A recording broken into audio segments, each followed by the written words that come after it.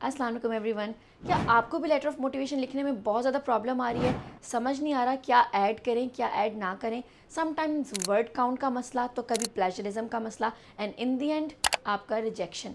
जी हाँ, आपके एकेडमिक्स एक तरफ, आपका CGPA एक तरफ, लेकिन लेटर ऑफ मोटिवेशन के थ्रू ही आपका मेन सिलेक्शन होता है।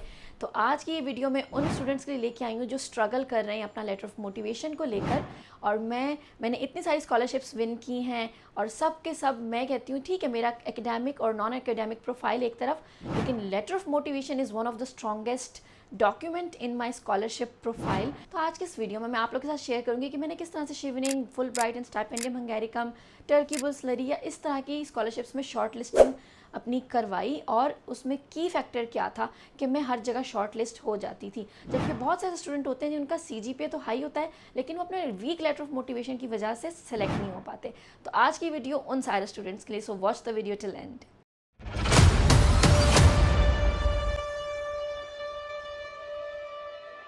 So let's start the video. अब देखिए होता क्या है, जो चीज़ आपको समझनी है, लेटर ऑफ मोटिवेशन है क्या। इसको आप LOM भी कह सकते हो, इसको आप SOP भी कहते हो, यानी कि स्टेटमेंट ऑफ पर्पस। इसको आप कोई भी नाम दे दो, और कुछ लोग तो इसे कवर लेटर का भी नाम दे देते हैं, that is justified.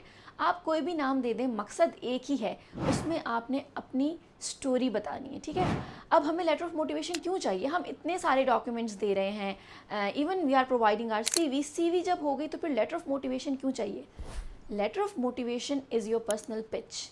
It is going to tell your story, जो कि आपकी CV में नहीं है। CV में एक वर्डिंग है, आपका इमोशन शो करना है। तो जब रिटर्न की बारी आती है तो आप रिटर्न में सोच सोच के भी लिखते हो, मिस्टेक्स भी नहीं होती हैं, एंड आप अपना स्टैंड्स भी क्लियरली बता सकते हो।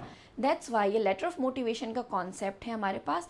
और बार बार कंपनीज़ को या यूनिवर्सिटीज़ को mostly like letter of motivation हमारा जॉब्स या उसके लिए हमारा होता है, लाइक स्टडी पर्पस के लिए, तो उनको बार बार आपको इंटरव्यू भी नहीं करना पड़ता। They can simply get your letter of motivation. ठीक है, उसको वो पढ़ते हैं, उनको बहुत अच्छे से अंदाज़ा हो जाता है कि इस बंदे का कैलिबर क्या है, इसका एक्सपीरियंस क्या है।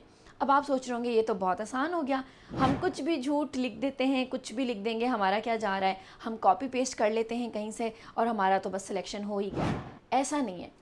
कोई भी, आपको पता है आजकल टेक्नोलॉजी का दौर है, आपका प्लेजरिज्म चेक भी होता है, आपकी छोटी छोटी गलतियां भी आपको पकड़वा सकती है कि आपने क्या चीज़ झूठ लिखी है उसके अंदर, या आपने किसी और से लिखवाया है। ठीक है, एक इंटरव्यू आपका लाजमी होता है, और अगर आपने कोई भी लेटर ऑफ मोटिवेशन किसी से लिखवाया है और जब आप बोल रहे होते हो, ठीक है, ऑल्दो आप नर्वस हो एंड एवरीथिंग, लेकिन आपका वो वहाँ पे पकड़ा जाता है। अब ये होता है लाइक हमारे पास भी जो स्टूडेंट्स आते हैं उनको भी ये प्रॉब्लम होती है, वो वीक होते हैं, वो लेटर ऑफ मोटिवेशन नहीं लिख पाते। जो लिख लेते हैं दैट्स गुड, और जो नहीं लिखते फिर उनको हमारी टीम हेल्प करती है, और एक एक स्टूडेंट के प्रोफाइल पे हम इतने ज़्यादा दिन लगाते हैं, उनसे एक एक चीज़ लेते हैं, उसको उसके मुताबिक ड्राफ्ट करते हैं। अदरवाइज़ गूगल भरा पड़ा है, आप उठा लें कोई भी ड्राफ्ट, आप ChatGPT से लिखवा लें, लेकिन ChatGPT की जो लैंग्वेज है वो साफ पता चल जाती है। अब बात कर लेते हैं टाइप्स की। एक होता है लेटर ऑफ मोटिवेशन जो कि आपने अपने स्टडी पर्पस के लिए यूज़ करना होता है। एक होता है आपका जॉब का कवर लेटर, उसमें भी मोर और लेस ये सेम ही होता है, बट आप जॉब के लिए उसको यूज़ करते हो। And then the third one is speculative letter. ये ऐसी ऑर्गेनाइजेशंस में होता है लाइक उनकी कोई खास जॉब ओपनिंग्स नहीं होती, बट आप उनको लिखते हो कि for example you have seen their work and you would like to collaborate with them, उनके साथ आप काम करना चाहेंगे। तो ये इनकी टाइप्स हैं, बट मोर और लेस सब में हम एक ही बात, अपना मोटिव बता रहे होते हैं कि हम क्यों यहाँ पे काम करना चाहते हैं, अपना एक्सपीरियंस बताते हैं, उसको थोड़ा सा जस्टिफाई करते हैं। अच्छा, टाइप्स की तो बात हो गई, अब हम बात करते हैं लेटर ऑफ मोटिवेशन में। वैसे तो हर यूनिवर्सिटी की, हर स्कॉलरशिप की अपनी अपनी रिक्वायरमेंट्स होती हैं, अपना अपना वर्ड काउंट होता है, बट स्टिल आप ये टिप्स याद रखें कि आपका लेटर ऑफ मोटिवेशन, अगर उन्होंने कोई ऐसी जर्नल इंस्ट्रक्शन नहीं दी है, तो एक अच्छा letter of motivation just 1 page का होता है, और 1 पेज एक मोर देन इनफ होता है। आप इसको कभी भी हैंड रिटन नहीं करेंगे, आप इसे टाइप करेंगे वर्ड पे, और वर्ड पे टाइप करने के बाद आप इसे PDF में कन्वर्ट लाजमी करेंगे। इसके अलावा आपने वही सिंपल अपनी टाइम्स न्यू रोमन को सिलेक्ट किया, 12 आप उसका टेक्स्ट साइज़ रखें, दैट्स इट, और फिर आप देखें 1 पेज पे जितना आ रहा है मोर देन इनफ है। और अगर वर्ड लिमिट है, लाइक कुछ स्कॉलरशिप्स वाले एग्जैक्टली बताते हैं, तो आपने वर्ड लिमिट को स्ट्रिक्टली फॉलो करना है। कुछ लोग कहते हैं कि बस ठीक है, कोई बात नहीं, थोड़ा सा तो ज़्यादा हो रहा है। No, if it is 400 words then stick to 400 words, if it is 1000 word limit then stick to 1000 word limit। फिर हम पहले देखते हैं मेन एलिमेंट्स क्या होते हैं। सबसे पहले you have your introduction. Introduction में आपकी मर्ज़ी, आप उसको कितना अच्छे से बताते हैं कि आप क्या कर रहे हैं, कैसे कर रहे हैं आपके, थोड़ा सा कोई अचीवमेंट भी आप उसमें डाल सकते हैं। It's again up to you, आप अपने आप को आपने डिफाइन करना है, and this is what that will make the first impression on the reader. Then आपके एकेडमिक्स आएंगे, नॉन एकेडमिक्स, आपके प्रोफेशनल एक्सपीरियंसेस, हर तरह के कोशिश करें रेलेवेंट चीज़ें ही लिखें, ज़्यादा रेलेवेंट चीज़ें लिखने का फ़ायदा नहीं है, ठीक है। और जो प्रोफेशनल एक्सपीरियंस है तो वो ज़रूर मेंशन करें, उससे आपने क्या लर्न किया। लाइक आप कह सकते हैं so I did this work from this time to this time. वैसे टाइम ज़्यादा मेंशन करने की ज़रूरत नहीं है, स्पेसिफिक होके जस्ट बता दें कि 2 years का एक्सपीरियंस है which polish my leadership skills. And then वो स्टूडेंट्स जिनका बहुत ज़्यादा एक्सपीरियंस होता है, अब आपने इतना लंबा पैराग्राफ नहीं करना, अब आपने इसमें क्या करना है, कीप इट शॉर्ट। उसमें से भी शॉर्ट लिस्ट कर लें कि आपको क्या बहुत ज़्यादा रेलेवेंट लग रहा है, ठीक है, अपने फील्ड से रिलेटेड उसको लिख लिया, और बाकी सबका सिर्फ नाम मेंशन कर दिया। Then comes why. इस वाई में बहुत सी चीज़ें लिखनी है। वाई दिस स्कॉलरशिप, अगर आप स्कॉलरशिप पे कर रहे हैं, वाई दिस यूनिवर्सिटी, आप इसको क्यों चूज़ कर रहे हैं, why this specific programme.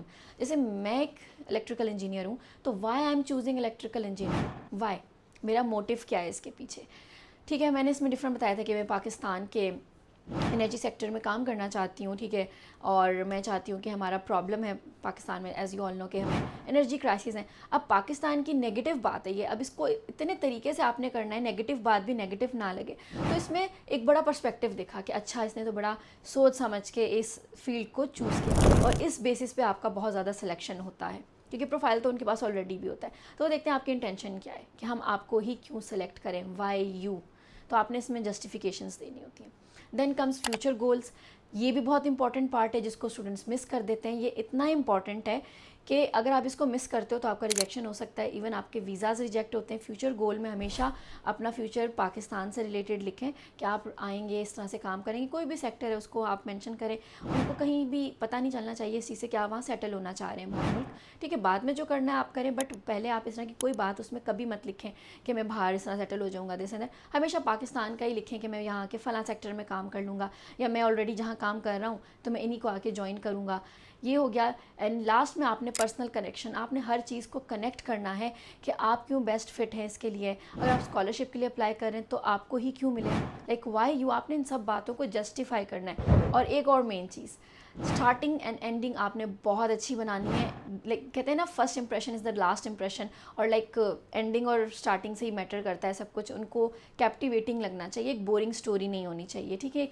Then एक और टिप जो मैं आप लोगों को दूं, मतलब आपका लेटर ऑफ मोटिवेशन अब कंप्लीट हो चुका है, कुछ लोग इतने हैवी वर्ड्स यूज़ कर लेते हैं, इतने हैवी वर्ड्स यूज़ करते हैं कि देखें अगला बंदा, उसके लिए भी सेकंड लैंग्वेज हो सकती है। अब आप मुझे बताएं, हम उर्दू बोलते हैं, अभी अगर कोई बंदा सलीस उर्दू में मुझे कोई चीज़ लिखी हुई दे दे, वो मुझे भी समझ नहीं आएगी, टू बी ऑनेस्ट। हम एक सिंपल उर्दू बोलते हैं। इसी तरह से बेशक यूरोपियन कंट्री है या कोई इंग्लिश स्पीकिंग कंट्री भी है, तो वो लोग उस लेवल की इंग्लिश नहीं बोलते जो आप लिख रहे हैं। अगर मैं कोई पढ़ रही हूँ किसी स्टूडेंट का लेटर ऑफ मोटिवेशन और मुझे उसकी बात ही समझ नहीं है और मुझे सेकंड टाइम उसको रीड देना पड़े, तो ये बहुत बड़ा नेगेटिव पॉइंट है आपके लेटर ऑफ मोटिवेशन का कि मुझे समझ ही नहीं आई कि आपने क्या लिखा। तो ये पॉइंट्स आपके बड़े क्लियर होने चाहिए उसके अंदर, ठीक है। हैवी वोकैबुलरी बिल्कुल अवॉइड करनी है। देन अगर उन्होंने कोई स्पेसिफिक क्वेश्चंस आपको दिए हैं कि आप अपने लेटर ऑफ मोटिवेशन में इन चीज़ों का आंसर करेंगे, तो मेक श्योर करें कि उन सारे क्वेश्चंस का आंसर आपने अपने लेटर ऑफ मोटिवेशन में किया हुआ हो। अगर आप इन सारे पॉइंट्स का ख्याल रखते हैं और पीडीएफ में उसको सबमिट करते हैं, तो कोई भी ऐसा पॉइंट नहीं है जो आपको आपका एडमिशन सिक्योर करने से रोक सके। तो ये सारे पॉइंट्स आई होप आपको क्लियर होंगे। स्टिल अगर आपको लगता है कोई पॉइंट मिस हो गया या आपके कोई फर्दर क्वेश्चंस हैं, do write me in the comment section, तो I will try to answer that. And इंशाल्लाह मुलाकात होती है नेक्स्ट इन्फॉर्मेटिव वीडियो में। अल्लाह हाफिज़ एवरीवन।